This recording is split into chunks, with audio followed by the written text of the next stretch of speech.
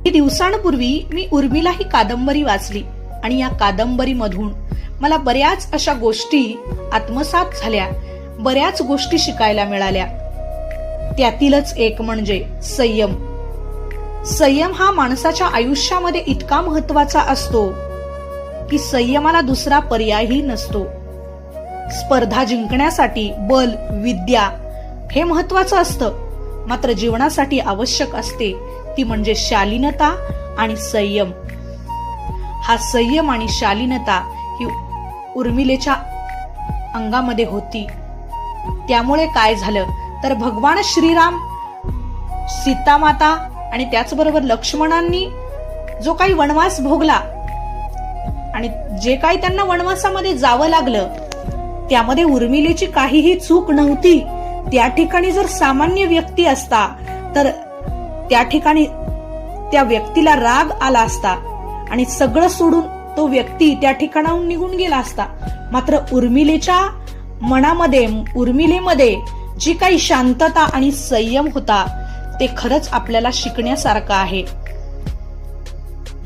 ज्यावेळेस उर्मिलेला प्रत्येक दिवशी काही प्रश्न पडायचे त्यावेळेस वेदना, दुःख, बऱ्याच गोष्टींमधून तिला जावं लागत होतं, मात्र तरीही त्या ठिकाणी ती संयमाने उभी राहिली. प्रत्येक वेळी तिने लक्षात ठेवलं की भगवंत ज्यावेळेस प्रत्येक वाटेवरती आपल्याकडून काहीतरी घेत असतो, दुसरीकडे त्याच ठिकाणी तो आपल्याला काहीतरी देतही असतो. त्यामुळे उर्मिलेनेही त्या परिस्थितीमध्ये स्वतःला सावरलं. आणि या कादंबरीमधून महत्वाची जी गोष्ट मला शिकायला मिळाली ती म्हणजे या कादंबरीमध्ये खूप सुंदर प्रेरणादायी वाक्य आणि चित्तवेधक अशा घटना आहेत ज्या मनाला भावून जातात. त्यातीलच एक म्हणजे माणसाला आयुष्याची खटपट संपणार म्हणून मृत्यूचं भय नसावं असं या कादंबरीमध्ये वर्णन केलंय. की त्यामध्ये लिहिलंय की जर मृत्यूचं आपल्याला त्या ठिकाणी भय नसावं, मृत्यू पलीकडे असणाऱ्या विस्तीर्ण शांततेला उपभोगण्यासाठी आपल्यासोबत कुणीच जरी नसेल तरी आपण आपल्या भगवंताला आपल्या सोबत ठेवावं. मात्र या चिंतेने आपण आपलं मन जर ग्रासवून ठेवत असेल